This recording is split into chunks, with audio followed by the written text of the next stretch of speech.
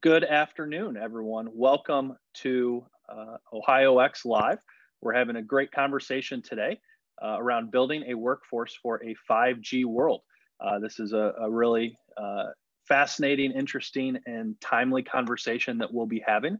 And we're joined by a number of leaders from the private public sectors that are tackling this building a workforce in a 5G world from all sorts of organizations, from education to workforce development training, from big businesses that have some of the leading technologists in the world. So thank you everyone for attending, for being with us for a little bit.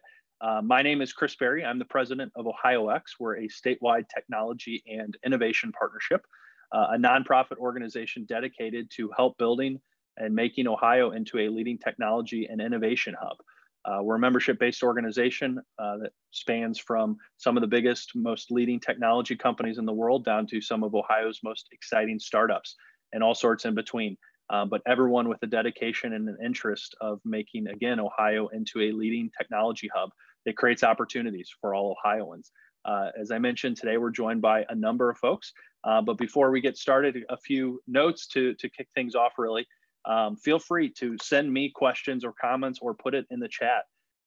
It's great when we kind of get audience questions that we can talk about, and the ability to really hear from different folks across the spectrum who have different backgrounds and interest areas, and we can really weave it into the conversation.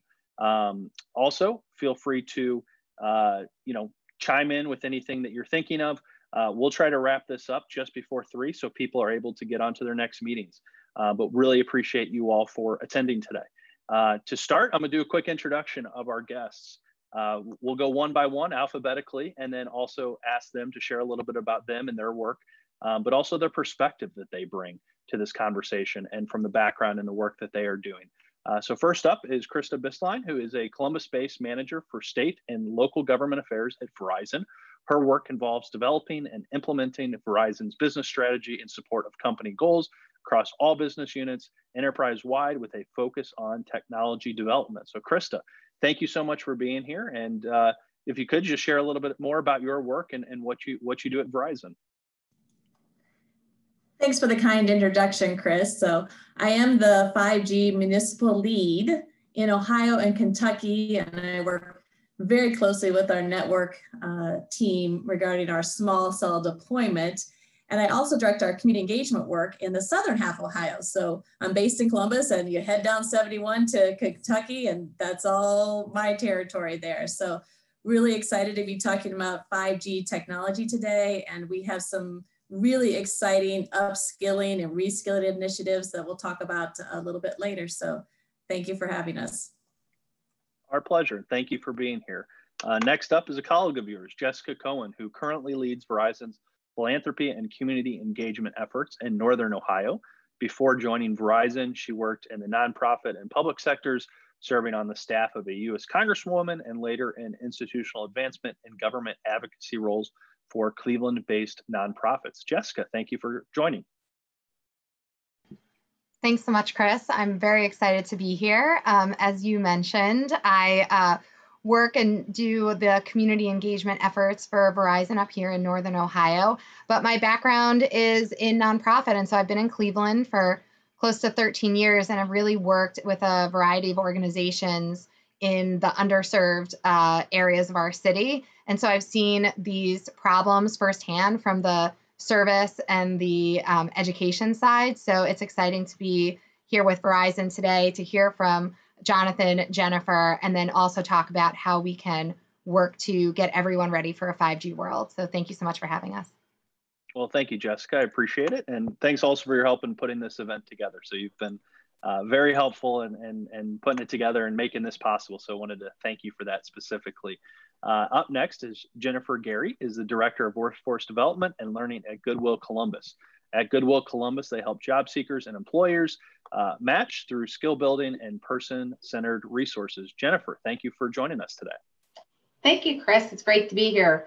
Hello, everyone. We are really excited to focus at Goodwill on helping people in a holistic manner, focus on work readiness training and credentialed training into one of 3 career pathways.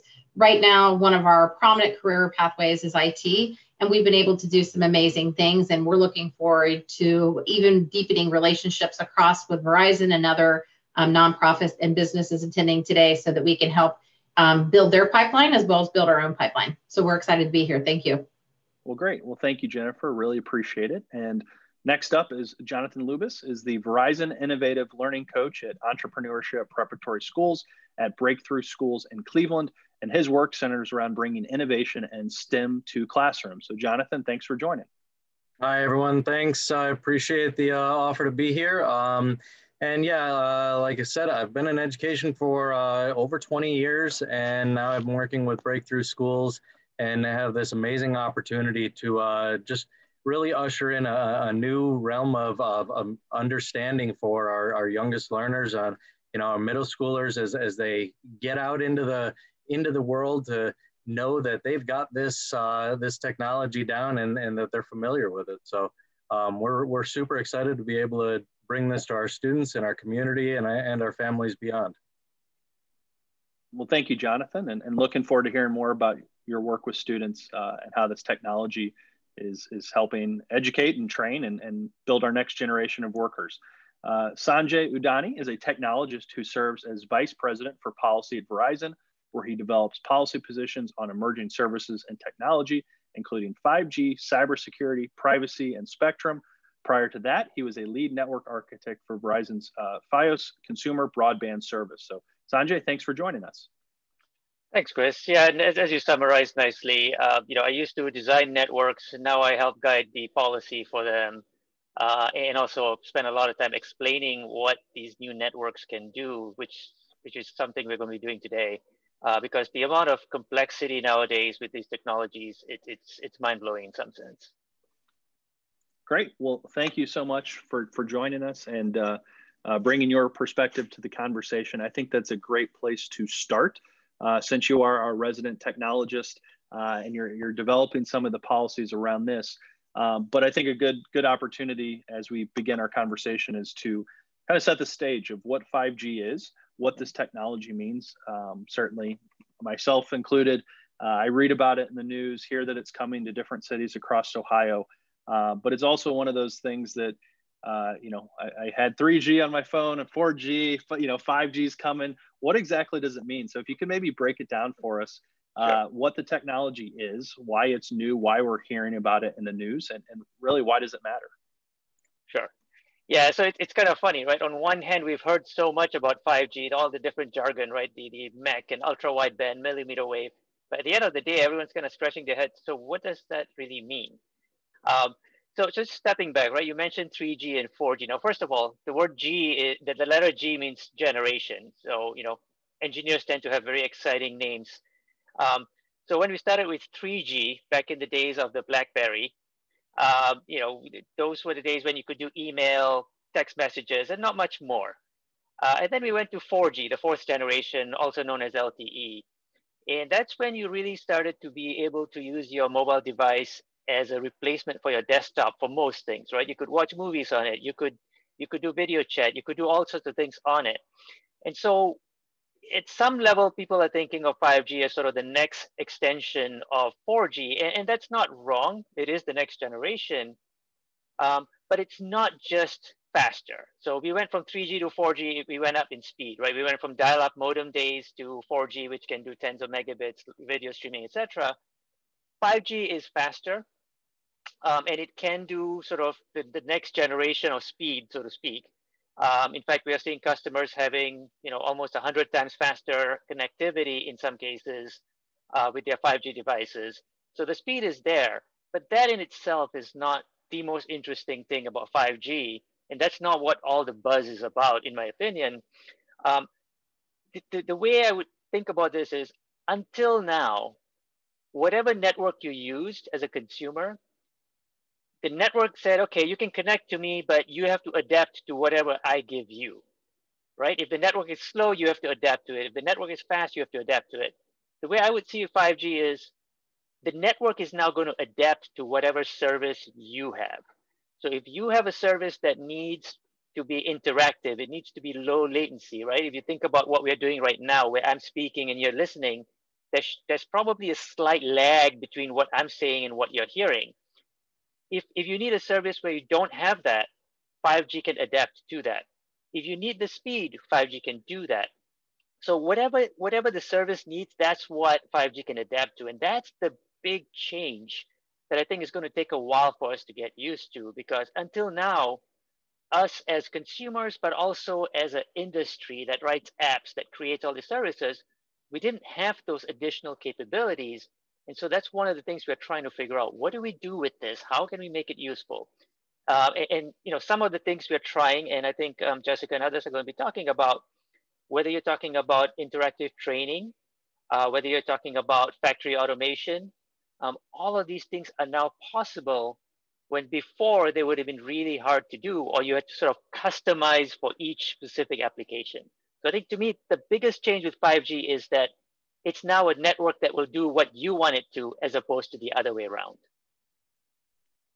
Great, thank you. And that was a great overview on the technology, and I think a good opportunity now to go towards maybe Jessica or Krista to talk about what this means for Ohioans. And again, in the news lately, we've heard about 5G coming to different cities, what that means for you know, Ohioans, people in cities, for services, those types of things. So maybe Jessica, if you could just share a little bit about how we take this technology that's very big, broad, and it's affecting everywhere, but what does it mean locally for us? Yeah, that's, and Chris, you and I have talked a little bit about this before, thinking about, you know, how does this transform the state, what's possible? And I'll give an example that I've given before. You know, when we were going from 3G to 4G, nobody really at that point of the transition envisioned Lyft or Uber as this industry disruptive technology that 4G allowed to happen. And now this is a way of life. I think, Chris, you've called it, you know, it's a verb. We Uber, we Lyft, you know, to places. And so 5G already has this amazing potential, but it's going to be based on what the app developers, the software, the engineers, what folks actually do with the technology. But I'll just give a few examples of things, you know, that at Verizon, we've been thinking of test cases, use cases, you know, efficient allocation of energy, smart city buildings, real-time monitoring of energy efficiency, real-time monitoring and of manufacturing and automation, right? How do we save time and save energy in all the business that we do? Smart transportation projects, fleets, intersections, highways, traffic lights, street lights for safety, the industry of things, IoT applications. So all of these are possibilities, and we'll have to see where it takes us. I will just throw in, there's an excellent documentary called Speed of Thought. It's available on Amazon Prime and also Peacock. And I would just urge everybody to go there. The plug is twofold. One, it showcases Verizon 5G in 4 different use cases: healthcare, smart cities, education, and public safety. And the second exciting thing is that it features Jonathan Lubas's students and the lab up here in Cleveland, Ohio. So worth it to check it out, speedofthoughtfilm.com, and you can find it on Amazon Prime and Peacock. Sure. And to add on to the comments regarding all the exciting applications that are coming with 5G, the ones that are already involved right now, that we as Verizon, recognizing, especially during this pandemic, that upskilling and reskilling is really important since so many individuals have lost jobs. And so Verizon is investing $44 million in an upskilling program for individuals that became unemployed during the pandemic, as well as those who are looking for better jobs. So we'll be talking today about workforce development. I know Jenifer has so many examples to give, but the goal is to significantly increase access in a tech-focused career training program. So we are partnering with a nonprofit organization called Generation, and they're going to bring this online reskilling program to 26 cities by the end of 2022. And we're really excited to say that one of those 26 cities is Cincinnati, Ohio. So very excited to be talking about the initiative, and it's through Citizens of Verizon. We're looking to prepare 500,000 individuals for the jobs of the future by 2030. So very exciting initiatives going on. That's great. And maybe Jessica or Krista, curious of where does the rollout of 5G stand? You know, how has that evolution been between the first few places, maybe in Ohio? And I know, again, there was some news recently about a few new cities getting the service. And then where does that look like for, you know, these coming months and years? Sure, we're having a very exciting rollout here in Ohio. So far, we have Cleveland, Columbus, Cincinnati, Akron, all 5G cities. You know, the network is an evolving proposition, and we'll be building out the network. It is a time-consuming endeavor, and we are doing it as quickly as we possibly can.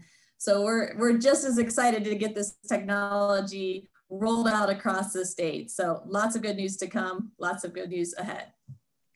Well, thank you. And Jenifer, a good opportunity that Krista had started to mention about workforce and training.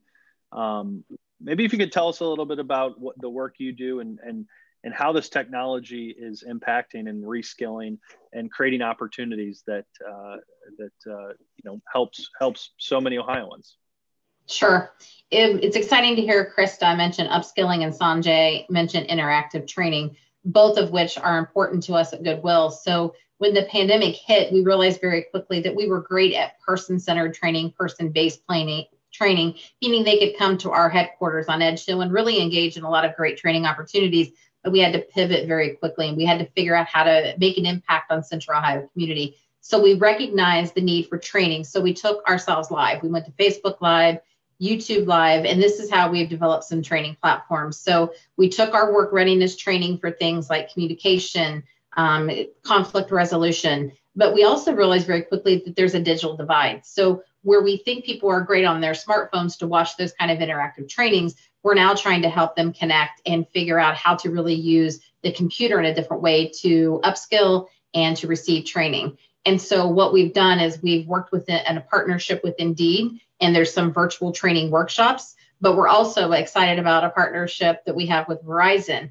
So we're going to take all of the training that we have, workforce readiness training. So again, it's all of those soft skills that people need to help them get a job. So it's creating a resume. It is interviewing tips and tricks. It's how to search for a job successfully online, communication. And we're going to roll those out in Zoom meetings and different learning platforms with Columbus Metropolitan Libraries through our partnership with Verizon. So we're excited to do that because that's going to spread our impact from a small group in Central Ohio to an even bigger group across the state of Ohio. Anybody who would like to join on those can come. It's just through the Columbus Metropolitan Library. So we're excited about that.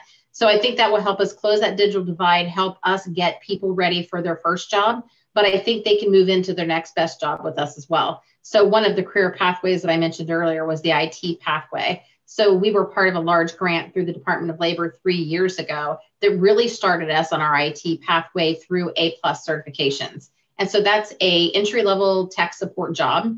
We've been able to place over 250 people in 3 years in jobs across Central Ohio at $16 an hour or above. So we've had a large success, but as we're moving out from that grant and moving on to others, we're seeing an increased need for jobs in technology. So we're seeing an increase for Network Plus, Security Plus, Google IT Support Professional, cybersecurity, and all of those offerings are things that we're working on developing in a virtual classroom for workers across Central Ohio to, again, take them from their first job to the next best job. So we're excited about the opportunities that lie ahead, not only, again, to help people get those basic skills to build a resume and really know how to search for a job, to those who are already working and help them upskill into their next best job for, you know, more economic mobility and stability.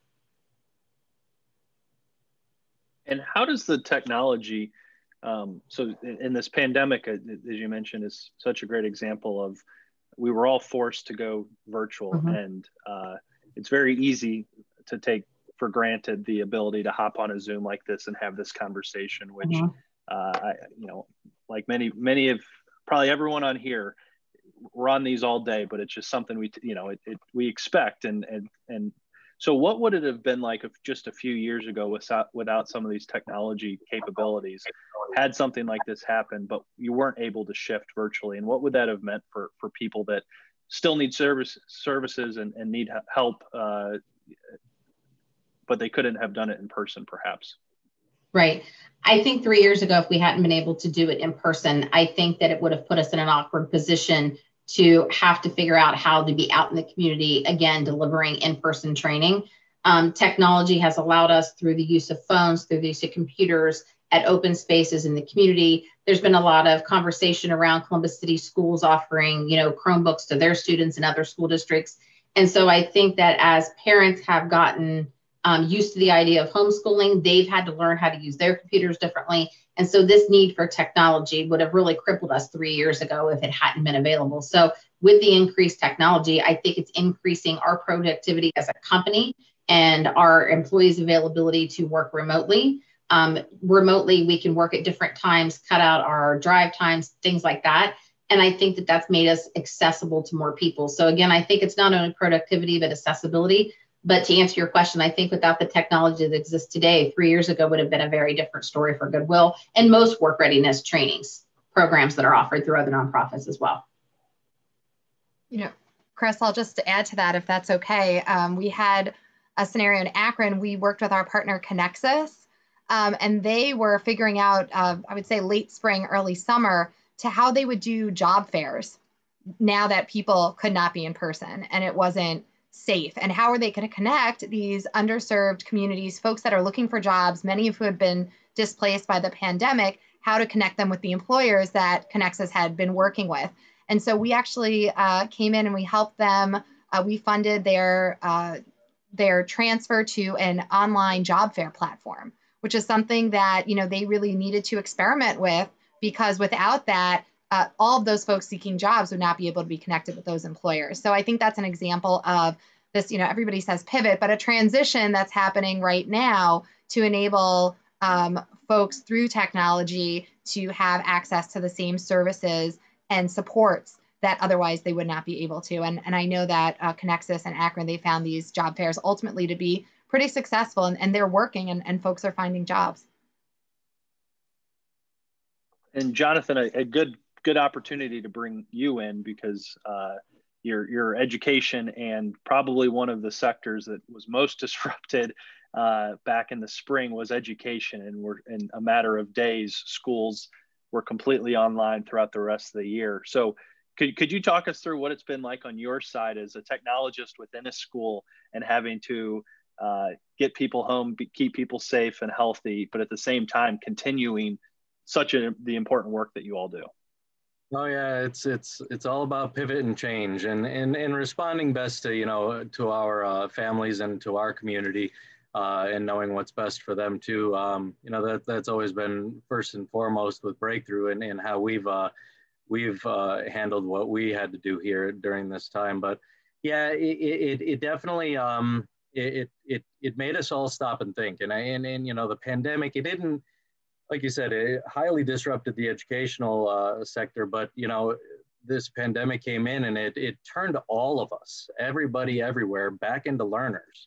We all had to learn something over again, whether it's how to have meetings, how to communicate with extended family, and we've all become learners again. And my perspective is I'm working with that developmental stage of people that are in that learning phase of their growth.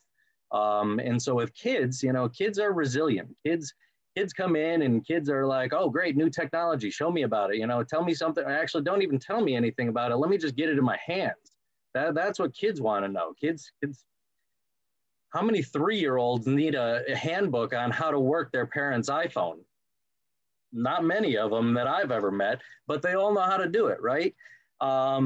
It's the adults. It's the adults that have to take things a little bit more slow and have to be, more coaxed into this moment of transition where we're at here. So, through this opportunity here with Verizon and bringing this 5G lab into our school, what it's done for our kids is it's just definitely increased their technical literacy to be familiar with this kind of technology so that they're not scared, so that they are open to exploring it and innovating with it.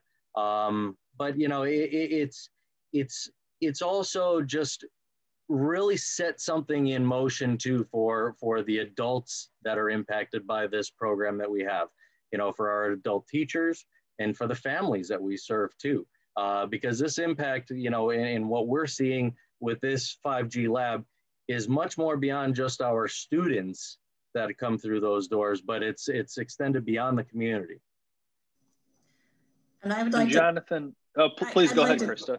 I'd like to chime in. I'm sure there's some budding entrepreneur sitting in your classroom right now, Jonathan, probably working on some tremendous healthcare application that we'll all be utilizing in the future. Well, and that's exactly right. And like Sanjay was saying, it's not just about the speed, and it's not just about the latency. It's, 5G has kind of created an arena for us that we don't even know really what games we can play in it yet, or what's possible in it. And in the kids that are walking into our lab, like I said, they don't need the handbooks, they don't need the instructions, they don't even need the teachers in there. They just need to be able to go at it and figure it out and push buttons and figure out what works and fail forward. They are going to be the ones that are creating the new pathways to the jobs and into the workforce, and how to best prepare themselves. Us as adults, we're already into it, and we're trying to retrain our mind how to think this way. Kids are just in it, and they're going to be passing us up real quick. So it's fantastic to see them at this intersection of this time and working with this kind of technology. Just the possibilities are endless. Right, and you're exactly right. I mean, to some extent, right now we're limited by our imagination on what we can do with this stuff. If there's any silver lining to this pandemic, it's that it's accelerated a lot of these capabilities, a lot of this thinking. Instead of doing something that would have taken 10 years, things are happening, overnight or within a few weeks. I mean, telemedicine, interactive training, all of these things that would have happened over time. All of a sudden, we basically had no choice. We had to do it. And so now, once we have the vaccine, once everything is sort of back to quote unquote normal, a lot of these things are not going away. They're only going to get better. And to me, that's where it gets really interesting, because what we're discovering now is, here's what's really, really important to me, right? As I can't go out and do stuff, these are the things that are really important. And now how do I make them work better in this environment that we're creating? Mm-hmm. Jonathan, if you could walk us through what this 5G lab is, and is that a photo of it behind you, or maybe? Yes. Yeah. And so, like, what is it? What does it offer students, and maybe just like an experience? So because I don't think there's probably many of these across Ohio, and it may be the only one. So just what is it, and why are your students lucky to have it? Well, so we were the first 5G lab out of the first initial 10 that were planned for Verizon to roll out with the new 5G labs. So we were able to be the first. It was wonderful, and got to break ground on that last summer. We had a whole big press release and a lot of activity around the ribbon cutting in the last fall. And then January came, we were able to finally get some kids in this lab and working. I had made a promise to the kids all year long. I was like, don't worry, I'm going to get you guys in there. We're going to get in there. You're going to get your hands on this stuff. But then, of course, a couple of months into it, we got the brakes slammed on us, and it's been sitting kind of dormant and sad for a while, I have to say. When I do go in there, it's not living up to the purpose and potential that it absolutely has. But what the lab is, it's so much more than the stuff that's in there. I mean, we've got 3D printers, we've got coding kits, we've got virtual reality, augmented reality, and we've got everything you need to make what it is, to prototype, to go beyond just a paper and pencil drawing.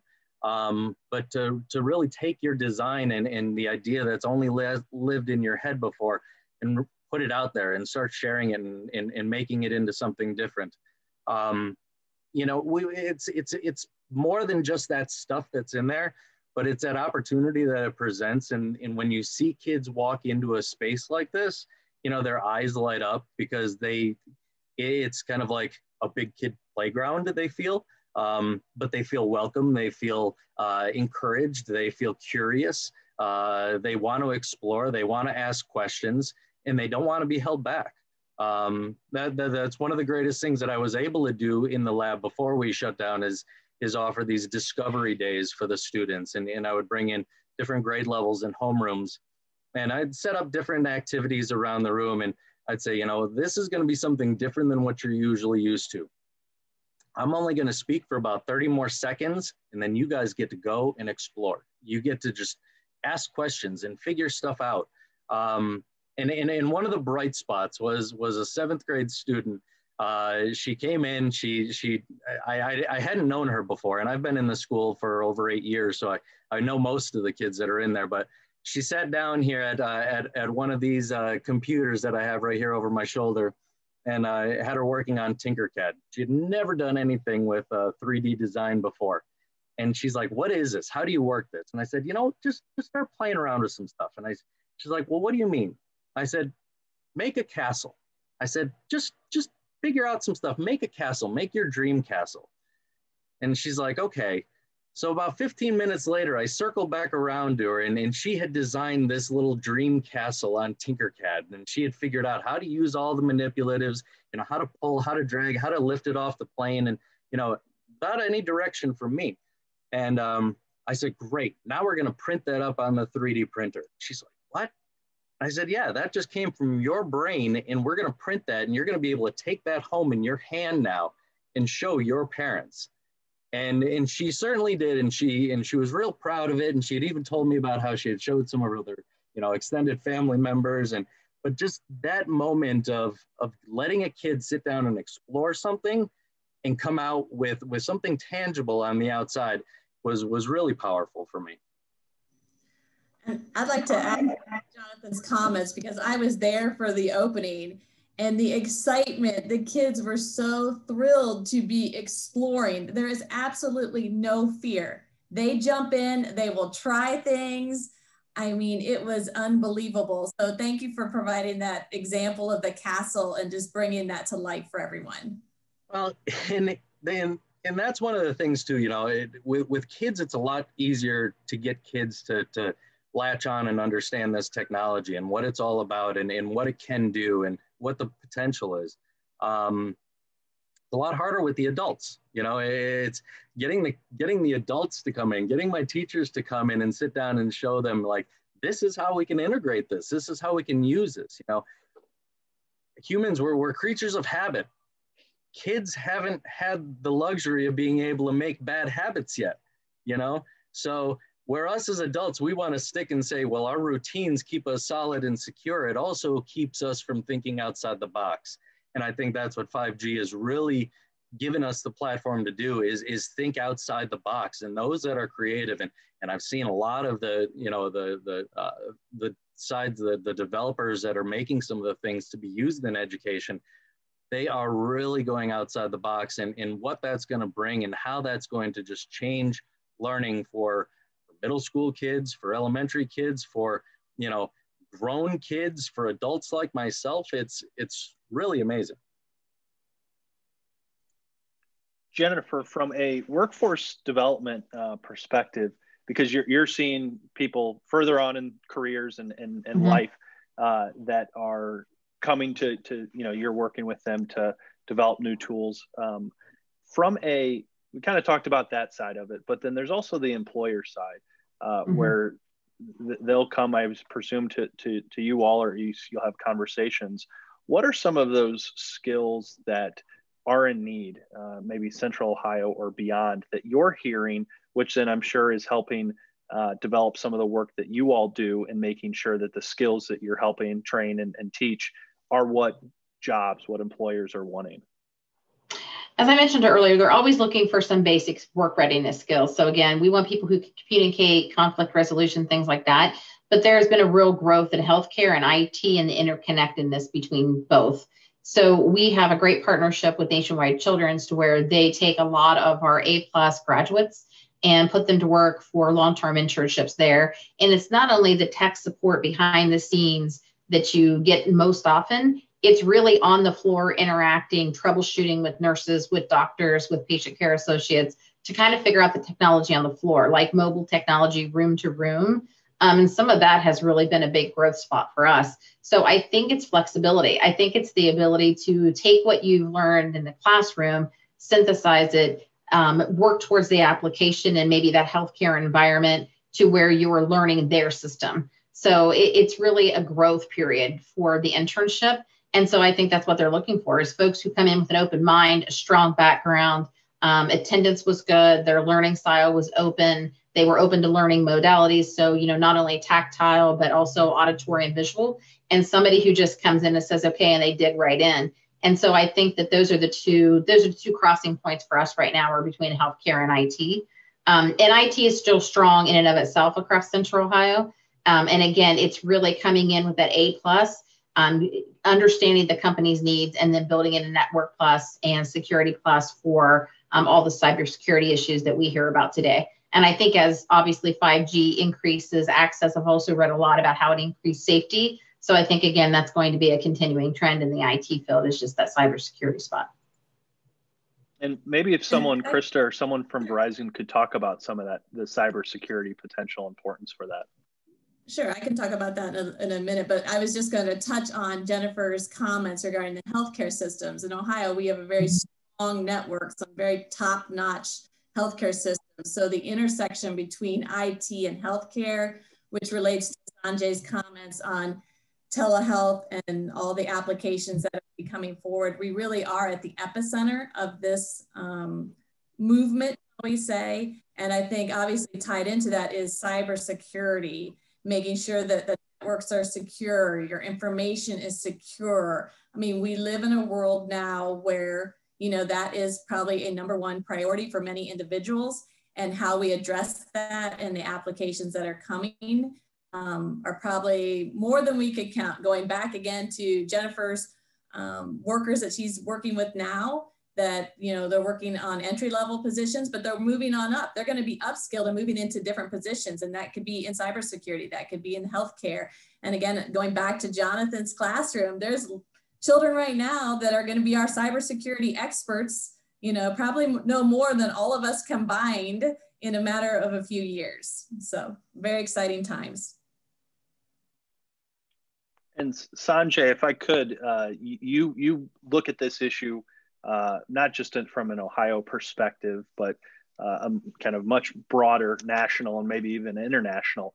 Could you talk about why this is important for not just American policymakers at the federal level, but also as we think about states and cities, what this means for remaining competitive? And for our case, we're all Ohioans, and I know you're not, but just the ability that why it's important, why this should be a topic of conversation for us. Sure. So if you think about, about 15 years ago when I was working on the deployment of our FiOS, the fiber to the home network, most people didn't really grasp why broadband was going to be a big deal, why it was useful. And to some extent, that's where we are with 5G, because back then we would offer broadband to different cities. And a lot of times there was skepticism saying, well, you're going to come and rip up our roads and, you're going to put all this fiber and make a mess. And what's the value here? And so to me, it's sort of similar to that, where now, you would not move into an apartment that didn't have high-speed broadband. And thank God for that, because if it didn't, with the pandemic, we would all be, as we talked about earlier, we wouldn't be able to do our jobs. So I think it is that big a difference, right? That 15 years ago, a lot of people didn't realize the importance of just basic broadband connectivity. And yet now you realize that if you didn't have that, then as a municipality, as a city, as a town, you're simply not going to be competitive when you're trying to attract job applicants, because if you don't have broadband, you can't work remotely, you can't do anything. So to me, 5G is going to be something similar, 2, 3, 4, 5 years from now, where if you don't have this capability, then you won't be able to offer some of the latest and greatest things that people are looking for.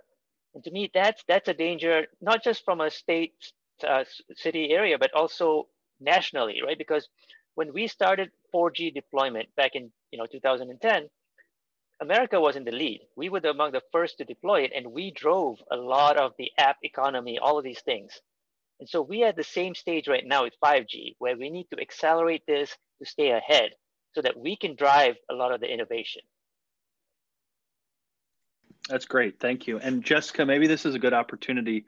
That's a good primer on from a national perspective and, from American, federal government policy making. But as we look at cities and just that competitiveness, even within cities in the Midwest, for instance, we have Ohio. If you're in Cleveland, you're not that far from Detroit. You're not that far from Pittsburgh, other cities like that. But what does it mean, and what are we already seeing on the ground? The way some cities, local municipalities, are leveraging this technology for some of those issues Sanjay was pointing out. Yeah, and of course, we have no competition here in Ohio between the three C's at all. We're totally happy, and we all play nicely in the sandbox together. I didn't even bring it up on purpose. Right. Although I will say that when we do talk, Krista and I are part of the central region at Verizon. When we talk to our colleagues in Michigan, we are absolutely sure to say OHIO on multiple calls. So we represent pretty well. I think that's what we're here right now. And that's what we're trying to do, is to educate cities on why this is a competitive advantage, how to utilize this in the public and the private sectors. I know here in Cleveland, we have a health tech corridor, and that's really important, to our economy, trying to cultivate an ecosystem for startups, trying to help in the verticalization of healthcare, right, and attract startups, health tech startups here to Cleveland. So 5G can be a game changer for those startups and companies that are really looking to enter this space and differentiate themselves. So that's one opportunity that's on the horizon. And then I think also public sector wise, obviously public safety, energy. Cleveland has a huge sustainability effort that we've taken on, almost as a region up here. And so both those areas, 5G can help drive it forward. But again, it's about kind of capturing that technology and utilizing it, and for us to help educate on what's possible. And I think jumping in there too, going back to Sanjay's comments, it's also just educating municipalities, elected officials, nonprofit partners, businesses on what 5G actually is. And so they understand the platform and the possibilities for the workforce of the future. So we've all seen plenty of commercials about 5G. And as Sanjay said, but people don't know what really is involved with 5G. So it's breaking it down into those components so that we can educate ourselves, educate the public, so that we all better understand this technology. Yeah, my 10-year-old son thinks that 5G has something to do with the NFL because our commercials are, he's watching the Browns game and that's all he sees. So no, it's about the cell phone, sweetie. Well, the Browns are good this year, so at least it's probably in favorable light as we have some of our Cleveland folks start cheering for that. But as we're starting to wrap up the end of our hour together, one thing that we like to do for conversations like this, because as we think of technology, as we think of innovation, it's not just how it impacts people now, but the possibilities and potential of tomorrow. And that's what a lot of our conversation has been already. But want to do a quick around the horn of, we like to ask people, regardless of what topic or technology we're discussing, for like a prediction of something in your space that around 5G that people should be looking out for. And if you had to leave like one thought or one kind of fun future forecasting statement, what you might like to share, and what we should kind of be keeping in the back of our minds as we're, seeing that 5G commercial on Sunday during the Browns game. It's like, well, I'm kind of taking it one step forward now. So we'll just go round robin and on the screen for me. So Jessica, we'll start with you because you're top left. If maybe you want to share some thoughts or what we might be able to look forward to in the future. Yeah, I'm really looking actually the transportation side and safe streets, and on the public sector side, how can we make, I know we don't, I come from New York, so we don't have a lot of traffic in Cleveland when compared to New York City, but we still have traffic. So how can we make transportation and our commutes, once we get back to them, more energy sustainable, but also more efficient? And I think that 5G and IoT is going to be right there to help us do that. And maybe if you could a little bit more, especially on that traffic or the sustainability side, if maybe there's an example that's already happening of how that can be applied more broadly or built upon in the coming months and years. So, and I'll give a preview of the example from the documentary that I referenced, Speed of Thought. They have a smart cities example in the film where they talk about how 5G, the low latency, and Sanjay could give a primer on that, but the quicker the signal gets there, actually signals to a car. So ultimately autonomous driving, but perhaps in the nearer term, cars getting that signal of right now, my steering wheel shakes when you move out of the lane and all of those safety features. How does that get quicker? So if someone's in the crosswalk, right, and you're changing your radio station or, looking in the other direction, that your car stops automatically. So that's public safety, that's transportation, and all of that is because of the low latency of 5G. That's great. Thank you. Krista, you're one slot below Jessica. So if you wouldn't mind sharing something we can look forward to, that'd be great. Sure. I think a lot of this, when I think about 5G, relates to some of my previous work experience. I have represented the Ohio State Medical Association, the American Heart Association. So when you start talking the healthcare applications with telemedicine, telehealth, the fact that remote device monitoring, how those devices could be sewn into your clothes, how those will be interacting with, say, robotic surgeries, the fact that we can bring in drones to do different things. So I think that the healthcare space, I think it's pretty unlimited. And I think that, obviously during this pandemic, there are individuals that never would have before done a visit with their physician online. And some people have remarked like, this is great. I don't have to, take a bus, get in my car, drive down to the hospital. I could sit at home. And for those that, transportation's an issue. There are some things now that we can do that we couldn't do in years past. And I know that would speak to Jenifer, how they pivoted, as we say, to, offering things on Facebook Live. So we have so many avenues for 5G. We're just now at the very beginning stages of all the exciting things to come. Yeah, that's great. And that's also a good point about, you mentioned the healthcare, and Ohio has so many incredible healthcare providers, hospitals, university research systems. I'm here in Columbus, and not too far from me is Ohio State and the Wexner Medical Center. And so I always find it fascinating when there's this opportunity to take something like 5G and couple it with areas that Ohio leads in.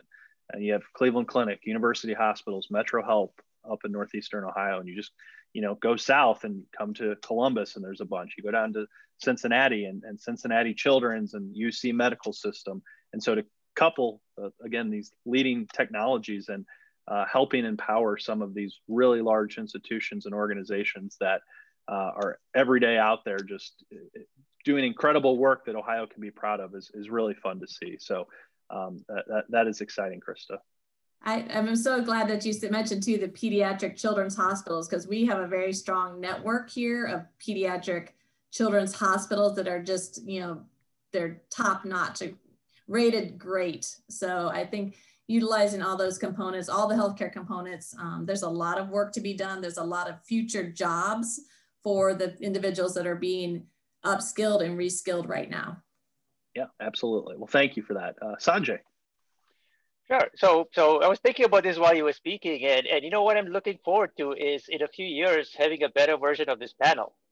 And what I mean by that, not the content, because we've all been perfect, but what I mean by that is that having a version of this panel where you can all be virtually together and interact as if we are there in person.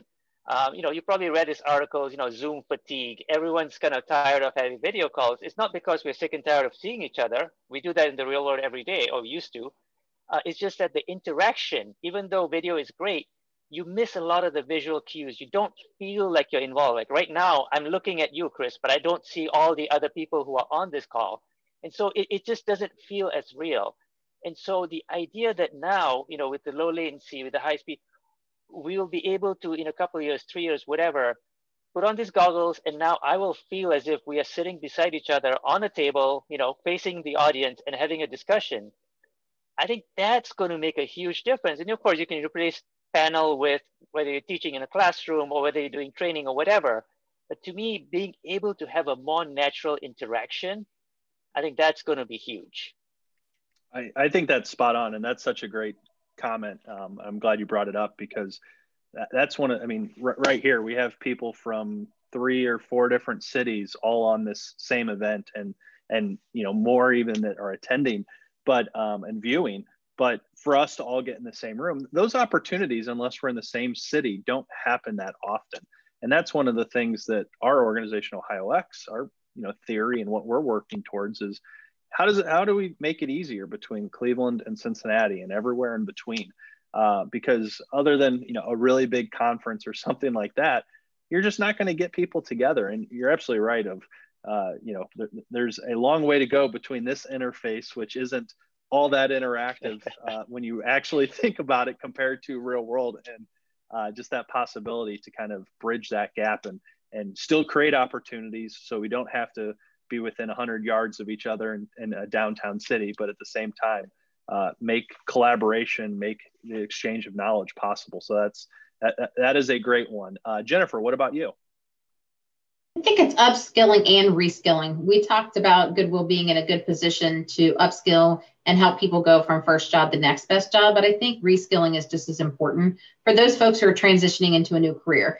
And I think I also highlighted the connection and the crossover between IT and healthcare, but IT is going to cross over to insurance. It's going to cross over into banking and many other industries. So I think it's an opportunity for us to grow within ourselves to offer more in terms of IT offerings. But I think it's also an opportunity, again, to help those reskill. So I think it's up and down and all around right now. I think the area is open, and I think there's room for growth and development. So we're excited about both upskilling and reskilling. Yeah, that's great. And again, another perfect example, just like the healthcare, of areas that Ohio really excels in, and large corporations that employ thousands of Ohioans, financial services, insurance. And we have over the past few years started to see some of these startups that are in the insurtech space or fintech or health tech. Olive, just this week out of Columbus, they use AI to kind of power a bunch of the back end hospital stuff. Raised a big funding round, and now they're Ohio's 3rd ever unicorn, being valued at $1.5 billion. And it's those really smart people that are building interesting solutions to problems in these traditional areas that employ a lot of Ohioans, that are creating incredible opportunities and helping put this giant flag on Ohio, that this is a great state to build technology and to bring innovation to spaces that really matter in our everyday lives. So that's a great one, Jenifer. Jonathan, how about you? Yeah, if you ask me, looking at it through the eyes of the kids, I think the hottest Christmas gift for the next, decade or so is going to be virtual reality, augmented reality. They love it. And going along with that, and the idea of, again, being able to produce and print something, take something that, previously wasn't there and now is. So I think, anything dealing with LiDAR, the light detection and ranging, that in compilation with 5G, is really going to help usher us into that next, Star Wars, Star Trek phase of, holograms. And like Sanjay was saying, like, we're not sitting at a flat screen staring at each other, but we're in an environment where we actually have the hologram presence of other people, and so yeah, I believe, 5G and working with LiDAR, light detection and ranging equipment, that's really going to be what's on the next forefront. Well, that's great. And that's probably it's probably great that you're last, because you're with all these really smart kids that are probably using technology and social media platforms that we've never heard of. That's the stuff that's the future. So that was fantastic. But yeah, as we're about to wrap up, just want to thank everyone for attending today. Thank you to Jessica, Krista, Sanjay, Jonathan and Jenifer for being on with us, and everyone for attending. This was a great conversation around 5G and how it's affecting schools, the workforce, businesses of tomorrow, or cities of tomorrow. And it's such a fascinating and important conversation. So thank you everyone for joining. Thank you to our panelists for sharing your knowledge and your expertise and your work with us, and very much appreciate it. If anyone wants to learn more about OhioX or our work of companies like this, you can just go to ohiox.org, and we host events like this all the time. So thank you so much, everyone. We really appreciate it, and have a wonderful day, and hope you have a great holiday season. So bye-bye. Thank you. Thank you. Thanks. Bye. Thank you.